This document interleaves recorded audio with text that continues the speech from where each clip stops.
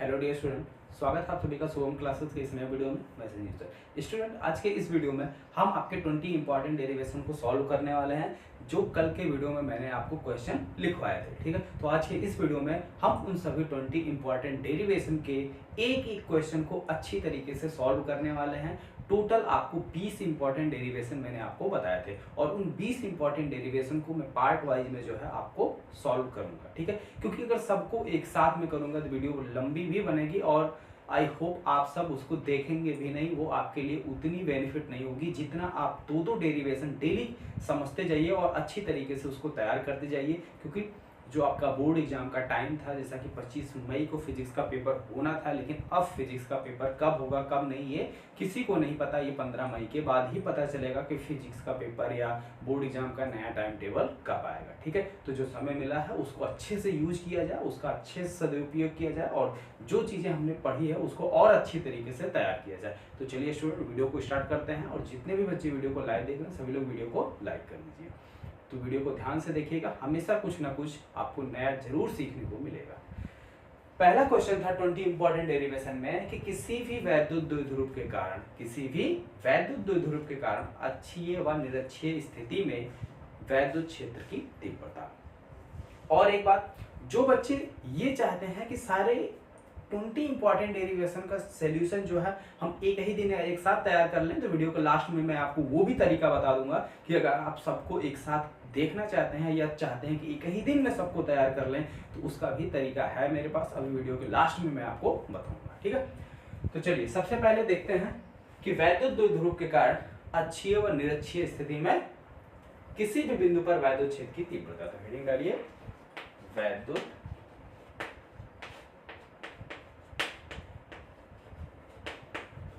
द्विध्रुव के कारण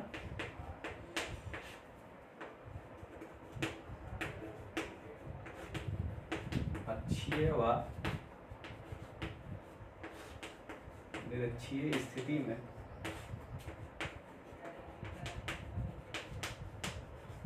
किसी बिंदु पर वैद्युत क्षेत्र की तीव्रता, वैद्युत क्षेत्र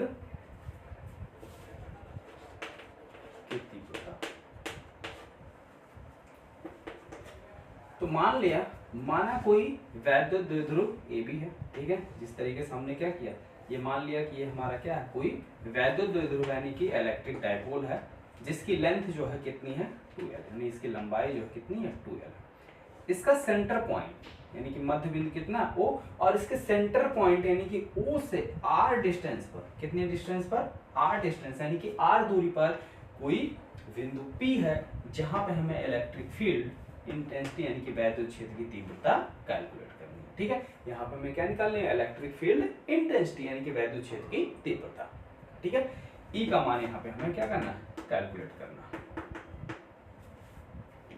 तो देखिए कैसे कैलकुलेट किया जाता है। अब ये इलेक्ट्रिक डायपोल है, इसमें क्या है कि एक साइड माइनस क्यू आवेश होता है और एक साइड प्लस क्यू आवेश होता है। ठीक है, तो इलेक्ट्रिक डायपोल की डेफिनेशन ये है कि दो परिमाण में यानी कि मैग्नीट्यूड में से और नेचर में अपोजिट चार्ज अगर एक दूसरे से काफी स्मॉल डिस्टेंस पर रखे हुए हों या अलग अलग रखे हुए हों, तो क्या कहलाते हैं, इलेक्ट्रिक डायपोल कहलाते हैं या वैद्युत द्विध्रुव कहलाते हैं। किसी भी बिंदु आवेश के कारण, ठीक है, किसी भी बिंदु आवेश यानी कि पॉइंट चार्ज की वजह से इलेक्ट्रिक फील्ड यानी कि वैद्युत क्षेत्र की तीव्रता जो है, ई का जो फार्मूला होता है वो 1/4πε0 Q/r²। ये चीज आप सबको पता है। ठीक है, ये हर कोई जानता है कि कोई भी अगर हमारा पॉइंट चार्ज है, ठीक है, कोई भी पॉइंट चार्ज है, उस पॉइंट चार्ज से, जैसे मान लो ये मेरा कोई पॉइंट चार्ज Q है, ठीक है, इससे r डिस्टेंस पर कोई पॉइंट P है, तो यहाँ पे इलेक्ट्रिक फील्ड इंटेंसिटी यानी कि वैद्युत क्षेत्र की तीव्रता कितनी हो जाएगी, वो E = हो जाएगी 1/4πε0 Q/r²। ठीक है, ये चीज आप सबको पता है। लेकिन यहाँ पे अगर हम ध्यान से देखें तो सेम इसी तरीके से हमारे पास 2 पॉइंट चार्ज है। ठीक है, क्या है, 2 पॉइंट चार्ज है। ठीक है, अब इन दोनों पॉइंट चार्ज की वजह से यानी बिंदु आवेशों की वजह से हमें इस बिंदु पर वैद्युत क्षेत्र की तीव्रता निकालनी है। ठीक है, 2 बिंदु आवेश है तो इस बिंदु पर 2 वैद्युत क्षेत्र की तीव्रताएं होंगी, फिर उसका हम परिणामी निकालेंगे। तो अब वैद्युत क्षेत्र की तीव्रता जो निकाली जाती है उसके लिए एक सबसे इंपॉर्टेंट बात हमको क्या पता होना चाहिए कि जो बिंदु P है इसकी दूरी उस बिंदु आवेश से ज्ञात होनी चाहिए जिस बिंदु आवेश की वजह से हम वैद्युत क्षेत्र की तीव्रता कैलकुलेट कर रहे हैं। अगर हम प्लस Q के कारण यहाँ पे वैद्युत क्षेत्र की तीव्रता कैलकुलेट कर रहे हैं तो प्लस Q से इसकी दूरी पता होनी चाहिए, और अगर माइनस Q के कारण वैद्युत क्षेत्र की तीव्रता इस बिंदु पर कैलकुलेट कर रहे हैं तो माइनस Q से इसकी दूरी पता होनी चाहिए। लेकिन हमें ना तो प्लस Q से दूरी पता है और ना ही माइनस Q से। दूरी कहाँ से पता है? दोनों के सेंटर पॉइंट O से। ठीक है, तो अब ध्यान से यहाँ समझो, अगर ये इसका सेंटर पॉइंट है यानी कि मध्य बिंदु है तो यहाँ से यहाँ तक की डिस्टेंस कितनी हो जाएगी? L, और इधर ये डिस्टेंस कितनी हो जाएगी? ये, क्योंकि सेंटर पॉइंट है तो इक्वल पार्ट में डिवाइड करेगा ना ये पॉइंट इसको इक्वल पार्ट में, यानी कि ये इतना है। अब देखो हमें डिस्टेंस चाहिए V से, तो B से P की डिस्टेंस कितनी हो जाएगी? BP equal to total distance P की यहाँ से लेके यहाँ तक आ रहा है, हमें चाहिए यहाँ से यहाँ तक, तो ये इतना एक्स्ट्रा है। ये एक्स्ट्रा डिस्टेंस कितनी है? L। तो जो एक्स्ट्रा डिस्टेंस है उसको क्या कर रहे हैं? टोटल डिस्टेंस में से माइनस कर दें। तो टोटल डिस्टेंस है R में से कर दो माइनस। ठीक है, अगर हम डिस्टेंस A से देखें तो A से P तक की डिस्टेंस कितनी हो जाएगी? यहाँ तक R है, L डिस्टेंस और कवर करनी है, यानी एक्स्ट्रा और तय करना है। ठीक है, इसमें क्या है? और L डिस्टेंस हमें कवर करना है, तो प्लस L हो जाएगा। तो R प्लस L डिस्टेंस पता हो गया। अब फार्मूला अप्लाई कर दो, प्लस Q आवेश के कारण बिंदु P पर वैद्युत क्षेत्र की तीव्रता, ठीक है, प्लस Q आवेश के कारण बिंदु P पर वैद्युत क्षेत्र की तीव्रता।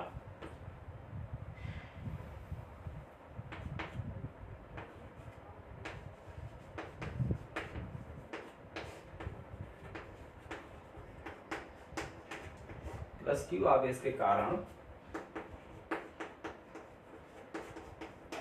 बिंदु P पर वैद्युत क्षेत्र की तीव्रता कितनी होगी? वैद्युत क्षेत्र की तीव्रता कितनी होगी student? E equal to 1/4 pi epsilon not Q upon distance. Plus Q के कारण निकालना है तो B से P यानी BP का होल स्क्वायर, BP का होल स्क्वायर। ठीक है, BP की वैल्यू रख लो, तो इसको नाम दे दो, चाहे E1 दे दो और चाहे पॉइंट B पर है तो EV नाम दे दो। ठीक है, कोई दिक्कत नहीं है, कोई भी नाम दे दो, E1 या E2 या EB, जो आप नाम देना चाहें। तो 1/4 pi epsilon not Q upon BP की वैल्यू कितनी? R माइनस L का whole square, Q upon R minus L का होल स्क्वायर। ठीक है, ये हो गया हमारा इक्वेशन नंबर 1, इक्वेशन नंबर 1। ठीक है, अब आगे आ जाओ। इसी तरीके से माइनस Q के कारण इस बिंदु पर वैद्युत क्षेत्र की तीव्रता निकाल लो, तो माइनस Q आवेश के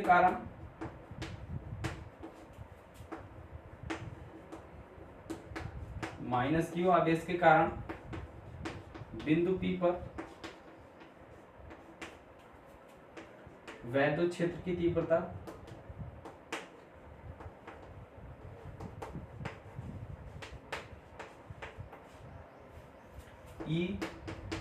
E माइनस Q कहां पर है? A पे, तो क्या फार्मूला बनेगा इसका? 1/4 pi epsilon not Q upon AP का स्क्वायर, और AP की वैल्यू कितनी है?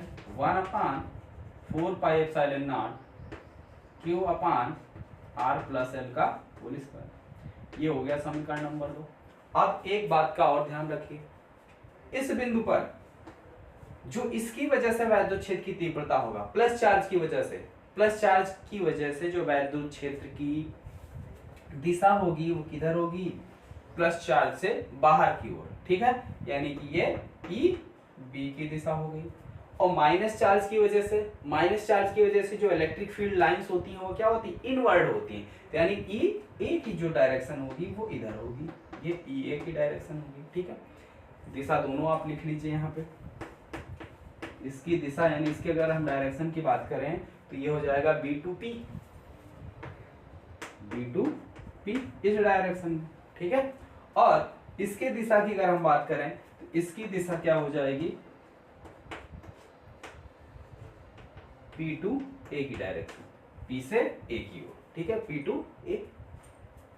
अब यहाँ पे हम देख रहे हैं कि जो बिंदु P पर दो अलग अलग इलेक्ट्रिक फील्ड यानी कि वैद्युत क्षेत्र कार्य कर रहे हैं, दोनों की दिशाएं क्या हैं, अपोजिट डायरेक्शन में अलग अलग हैं। तो परिणामी वैद्युत क्षेत्र की तीव्रता कितनी हो जाएगी,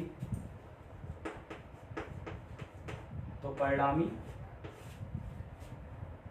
तीव्रता E इक्वल टू, जो भी ज्यादा है ज्यादा में से कम वाले को घटा लो, ईबी डिफरेंस, ठीक है, ईबी माइनस ईए। और कैसे हमें पता है कि ईबी ज्यादा होगा, जिसका डिनोमिनेटर यानी कि हर जो है जिसका छोटा होगा वो वैल्यू बड़ी होगी। तो इसका डिनोमिनेटर यानी कि इसका हर जो है वो क्या छोटा है, तो इसलिए ये वैल्यू बड़ी होगी। कैसे छोटा है, जैसे आर इक्वल टू हम 10 ले लें और एल इक्वल टू 2, तो आर माइनस एल है, तो यानी कि 10 में से 2 गया, 10 में से 2 माइनस हुआ 8 आया, तो 8 का स्क्वायर क्या 64 आ गया, ठीक है, नीचे 64। यहाँ पे आ जाओ, आर की वैल्यू मैंने 10 ली थी और एल की वैल्यू 2, तो 10 और 2 12, स्क्वायर क्या 144, यहाँ पे कितना 64, यहाँ पे 144, तो कौन ज्यादा है, ये वाला ज्यादा है। तो नीचे जिसकी वैल्यू ज्यादा होती है वो उसका रिजल्टेंट छोटा आता है, यानी यहाँ पे नीचे जो डिनोमिनेटर जो है इसका काफी बड़ा है, यानी ये वैल्यू छोटी हो जाएगी, इसलिए ये बड़ी, इसमें से इसको क्या कर रहे हैं माइनस कर दे रहे हैं, ठीक है।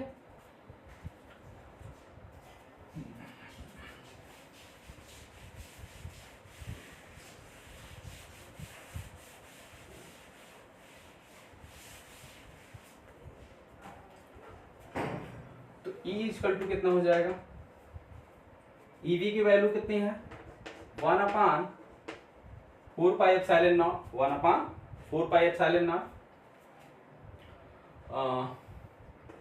Q upon R minus L का whole square minus 1/4 pi epsilon not Q upon R plus L का होल, ठीक है। ये चीज, अब कुछ चीज कॉमन दिख रहा है, यहाँ पे दिख रहा है Q upon 4 pi epsilon not, ये दोनों में है तो कॉमन ले लो, यहाँ बचा 1/R माइनस एल का होल स्क्वायर, यहाँ पे बचा 1/R प्लस एल का होल स्क्वायर, ठीक है। यहाँ तक बात समझ में आ गई, तिरछा गुणा कर दो, Q upon 4 pi epsilon not, इसका इसमें गुणा किए R प्लस एल का होल स्क्वायर माइनस इसका इसमें गुणा किए R माइनस एल का होल स्क्वायर अपान इन दोनों का नीचे R प्लस एल का होल स्क्वायर और R माइनस एल का, ठीक है। यहाँ तक कोई समस्या नहीं ना, तो आगे देखो,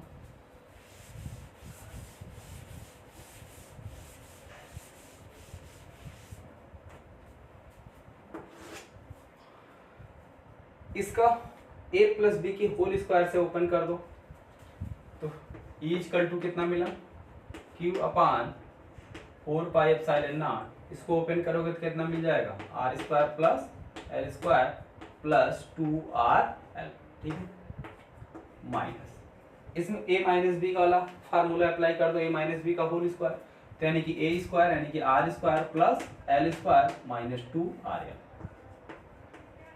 ठीक है।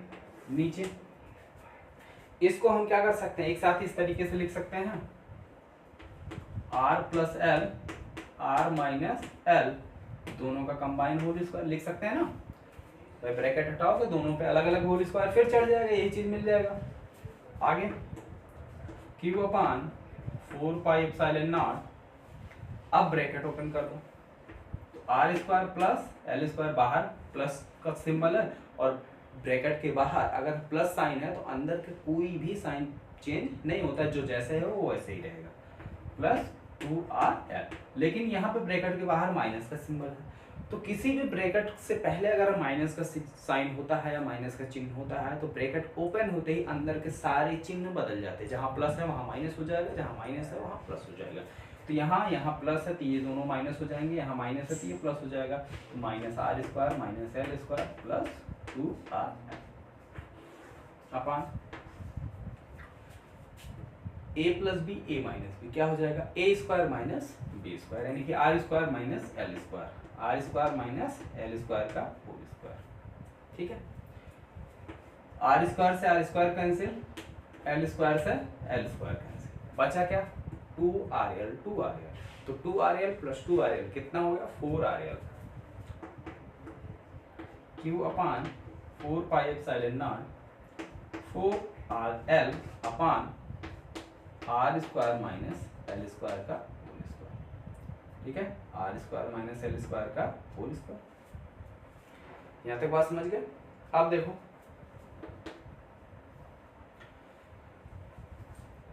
R is greater than L, ये इंप्लाइज करेगा R square is very greater than L square. ठीक है, अतः एल स्क्वायर को नगण्य मानने पर कैसे, क्योंकि वैद्युत द्विध्रुव की परिभाषा में ये जो 2L होता है वो काफी स्मॉल डिस्टेंस होता है, और जब ये काफी स्मॉल डिस्टेंस में है, ठीक है, ये जब काफी स्मॉल डिस्टेंस है तो इसका वर्ग करोगे और छोटा हो जाएगा, और ये अगर बड़ा है, जैसे मान लो इसका मान मीटर में दिया होगा तो इसका मान सेंटीमीटर के आसपास होगा। ठीक है, तो अगर इसका मान मान लो 1 मीटर है तो 1 मीटर का स्क्वायर करोगे 1 ही मीटर मिलेगा। ठीक है, 1 वर्ग मीटर। लेकिन अगर इसका मान लो 0 पॉइंट या 1 सेंटीमीटर दे दिया तो 1 सेंटीमीटर का मतलब होता है 1/100 मीटर, और 1/100 मीटर का अगर स्क्वायर करोगे तो 1/10,000 मीटर, यानी 1 मीटर को 10,000 भाग में डिवाइड कर दो, उसके बाद उसका एक छोटा सा भाग एल स्क्वायर के बराबर होगा। तो अब बताओ एल, एक सेकेंड, हाँ, आर स्क्वायर, ठीक है, आर स्क्वायर क्या है, 1 मीटर लिया गया था, तो आर स्क्वायर यानी 1 मीटर। अब 1 मीटर के 10,000 भाग करो, कितने, 10,000 टुकड़े कर दो, और एक छोटा सा टुकड़ा एल स्क्वायर होगा, यानी आर की अपेक्षा एल तो बिल्कुल ना के बराबर हो गया। तो अतः क्या कर रहे हैं, एल स्क्वायर को छोड़ दो, निगलेक्ट कर दो। तो एल स्क्वायर को निगलेक्ट करने पर, ठीक है, या एल स्क्वायर को नगण्य मानने पर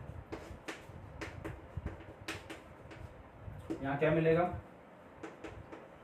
Q upon 4 pi epsilon not, Q upon 4 pi epsilon not, ठीक है, 4RL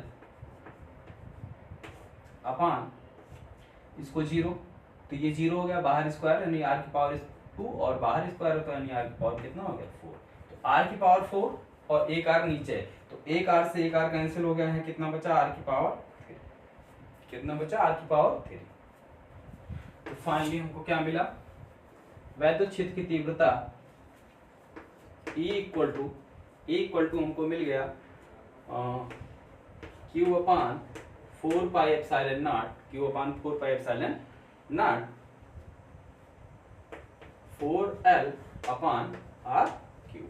ठीक है, इसको यहां ले जाओ, तो E equal to Q upon 4 pi epsilon not, तो इसको कर दो 1 अपान और Q को यहाँ शिफ्ट कर दो, और 4 को 2 इंटू 2 लिख दो, 2 इंटू 2 QL अपान R। ठीक है, तो देखिए 4 को लिखा गया 2 इंटू 2, ये Q और ये L, और 2QL ये क्या होता है, वैद्युत द्विध्रुव आघूर्ण। ठीक है, P इक्वल टू क्या होता है, वैद्युत द्विध्रुव आघूर्ण यानी कि डायपोल मोमेंट। तो इसकी जगह हम क्या लिख सकते हैं, P लिख सकते हैं, तो E इक्वल टू मिल गया 1 अपान 4 pi epsilon not 2P upon R cube. ठीक, तो ये जो है हमारा क्या निकल के आ गया, किसी भी वैद्युत द्विध्रुव के कारण अक्षीय स्थिति में वैद्युत क्षेत्र की तीव्रता। तो ये फार्मूला। ठीक है, अगर यही आप निरक्षीय स्थिति में कैलकुलेट करेंगे तो जहां पे 2P है, 2P की जगह पर P आएगा। एक और चीज, अगर आप इसको ब्रेक करना नहीं जान रहे हैं, ठीक है, लेकिन आपको ये पता है कि वैद्युत द्विध्रुव आघूर्ण P इक्वल टू कितना होता है, 2QL होता है। तो यहां से आप क्या करो, किसी भी चीज की वैल्यू निकाल लो, यहां से आप L इक्वल टू फाइंड कर लो। L इक्वल टू क्या मिल जाएगा, 2Q से इधर गुणा है, 2Q से इधर भाग हो जाएगा। ठीक है, यानी कि P अपान 2Q। अब L की जगह पे आप यही वैल्यू रख दीजिएगा, तो L की जगह पर जब आप रख देंगे कितना, P अपान 2Q। ठीक है, तो इस Q से ये Q कैंसिल हो जाएगा 2 से, इस 2 से ये 4 कैंसिल हो जाएगा, यही चीज आपको मिल जाएगा। तो आपके पास कई सारे ऑप्शंस हैं। ठीक है, अगर आप सेट करना नहीं जान रहे हैं तो यहां से कोई एक वैल्यू निकाल लीजिए, चाहे Q का मान निकाल लीजिए, चाहे L का मान निकाल लीजिए, किसी भी चीज का मान निकाल कर और यहाँ पर आप पुट कर देंगे तो वो चीज आपको मिल जाएगा जो आप लाना चाह रहे हैं। ठीक है, तो किसी भी चीज को प्रूफ करने के कई सारे तरीके होते हैं। तो यहाँ तक चीजें सब अच्छे से समझ में आ गई। अब इसका जो निरक्षीय स्थिति वाला है उसको आप लोग प्रूव करेंगे। और रही बात, जैसा कि मैंने कहा भी था कि अगर आप सभी लोग ये 20 इंपॉर्टेंट डेरिवेशन का सॉल्यूशन यानी इसको एक साथ एक ही दिन में तैयार करना चाहते हैं तो आप सीधे सीधे प्लेलिस्ट ओपन कीजिए, ठीक है, यूट्यूब पर सर्च कीजिए शुभम क्लासेस और उसको प्लेलिस्ट ओपन कीजिए। और यह 2 महीने पहले की अगर आप वीडियो देखें तो 2 महीने पहले मैंने ये सारे क्वेश्चन जो 20 इंपॉर्टेंट डेरिवेशन है इसको अच्छी तरीके से सॉल्व करवाया था। टोटल 8 वीडियो, ठीक है, टोटल 8 वीडियो इसके बने थे। और वो कहाँ पर है, उसको कैसे ढूंढेंगे और उसको ढूंढकर आप खुद की एक यूट्यूब पे प्लेलिस्ट क्रिएट कर सकते हैं। और खुद की जब प्लेलिस्ट क्रिएट कर लेंगे तो अब आप उसको आसानी से कभी भी देख सकते हैं, ठीक है। और उसको वो सारी चीजें कैसे करना है अभी वीडियो के लास्ट में मैं आपको बता रहा हूँ, ठीक है। देखिए कैसे करना है। तो प्लेलिस्ट से किसी भी वीडियो को आसानी से ढूंढने के लिए तो सबसे पहले आप क्या करिए, अपना यूट्यूब ओपन करिए। जैसे ये आपने अपना यूट्यूब ओपन कर लिया और इसमें आप टाइप करिए शुभम क्लासेस, ठीक है, सर्च करिए शुभम क्लासेस। तो ये है Shubham classes. Shubham classes open हो गया, इस पर क्लिक कीजिए। उसके बाद आ जाइए आप वीडियो पर।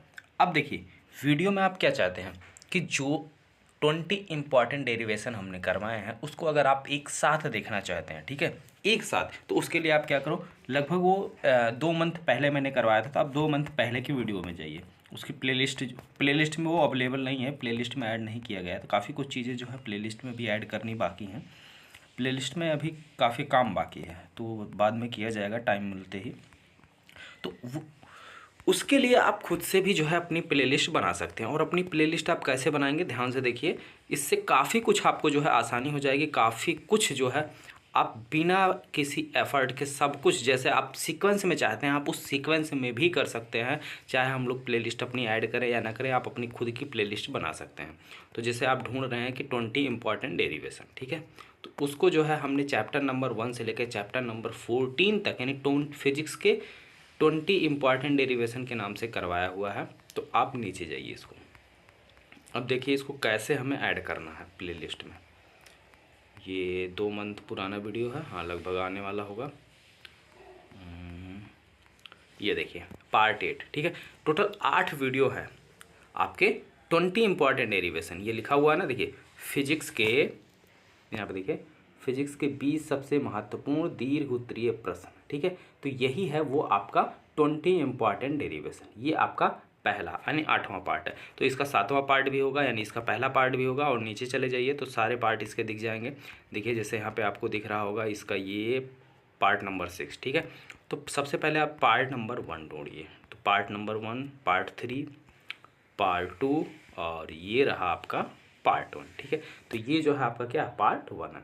इसको आप क्या करिए, यहाँ से यहाँ पे क्लिक कीजिए, सेव टू प्लेलिस्ट पे क्लिक कीजिए। अब यहाँ पे आप अपना नया प्लेलिस्ट बना सकते हैं, ठीक है। नया प्लेलिस्ट यहाँ पे क्रिएट न्यू प्लेलिस्ट और यहाँ पे नाम दे दीजिए। क्या नाम देना चाहते हैं, 20 इंपॉर्टेंट डेरिवेशन। तो 20 इंपॉर्टेंट डेरिवेशन, ठीक है, ये इसको हमने नाम दे दिया 20 इंपॉर्टेंट डेरिवेशन, ठीक। अब इसी पे ये हो गया क्रिएट, ठीक है। अब क्या हमने किया कि इसको सेलेक्ट किया और save to playlist 20 important derivation, इस पर क्लिक कर दो और उसके बाद डन कर दो। पहला ऐड हो गया। दूसरा पार्ट आ जाओ। दूसरा पार्ट ये रहा, इसको भी उसी में ऐड कर दो, सेव टू प्लेलिस्ट यानी 20 important derivation. Physics important derivation के नाम से हमने पहले ही इसको ऐड कर रखा है, लेकिन अब हम आपको बता रहे हैं कि कैसे इसको ऐड किया जाएगा। तीसरा पार्ट आ गया, तो इसको भी इस तरीके से आप क्या करो, ऐड कर दो, ठीक है। तो इस तरीके से सभी पार्ट को क्या करिए, ऐड कर दीजिए। तो इस तरीके से आपके सारे जो इंपॉर्टेंट डेरिवेशन थे वो ऐड हो चुके हैं। अब इसको आप देख कैसे पाएंगे, ठीक है। अब आप अपना बैक कीजिए और आ जाइए सीधे सीधे होम स्क्रीन पर। होम स्क्रीन पर आपको लाइब्रेरी दिख रही है ये, ठीक है। तो लाइब्रेरी, ये आपको लाइब्रेरी दिख रही है ना, यहाँ पे देखिए, यहाँ पे देखिए लाइब्रेरी दिख रही है ये। तो लाइब्रेरी पर क्लिक कीजिए।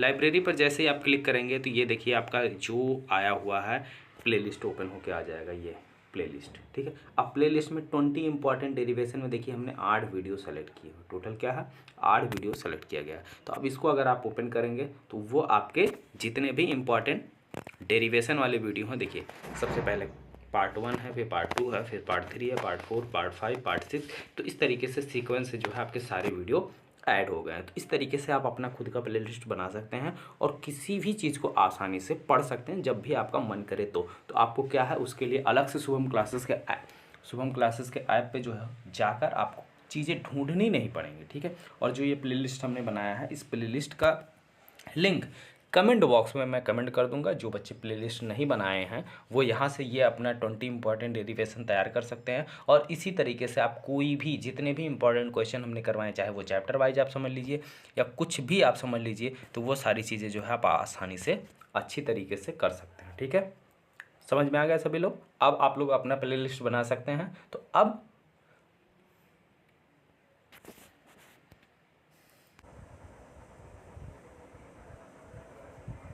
तो इस तरीके से जो है YouTube पर आप क्या करिए, किसी भी चीज, चाहे इंपॉर्टेंट डेरिवेशन का कोई सीरीज स्टार्ट किया गया हो या लघुत्तरीय का सीरीज हो या न्यूमेरिकल की सीरीज हो, तो सभी चीजों का आप अपना अलग से प्लेलिस्ट बनाकर उसको अच्छी तरीके से तैयार कर सकते हैं, ठीक है।